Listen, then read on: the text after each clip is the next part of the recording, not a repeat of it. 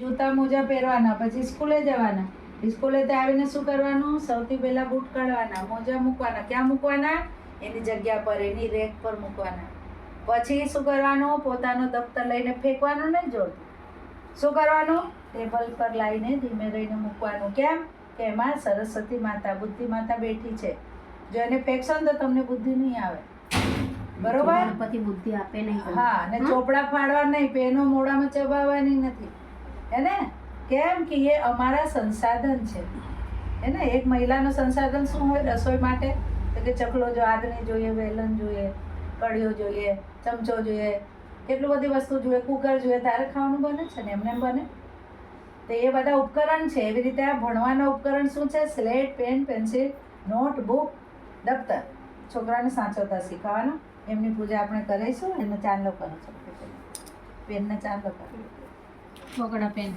ઓમ બોલીશું. ઓમ વિદ્યામ સંસાધનમ સંસાધનમ બોલ આંટી. મહત્વમ કરીશે. અમે વિદ્યાના સંસાધન, નોટ, પેન, હે ને, નોટ, પેન, પુસ્તક અને દફતરનું બોલ. નોટ, પેન, પુસ્તક. બોલ. ને એને સાચવવા માટે પ્રયત્નશીલ રહીશું.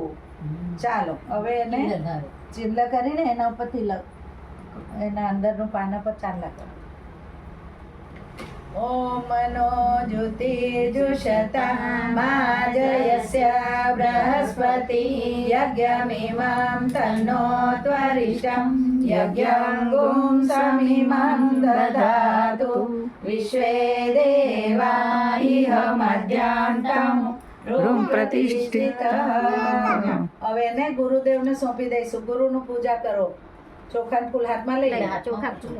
બોલીશું ઓમ આચાર્ય નિષ્ઠમ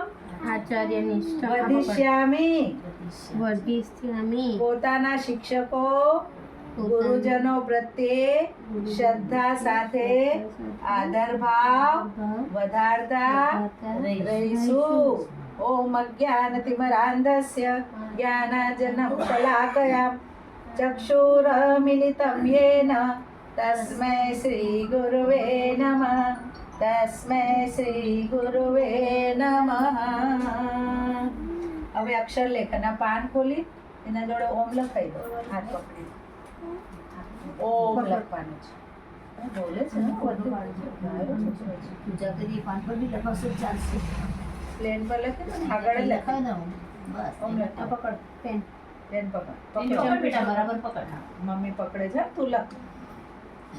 ઓમ ભૂર્ભુવઃ સ્વઃ તત્સવિતુર્વરેણ્યં ભૂર્ભુવઃ લખો.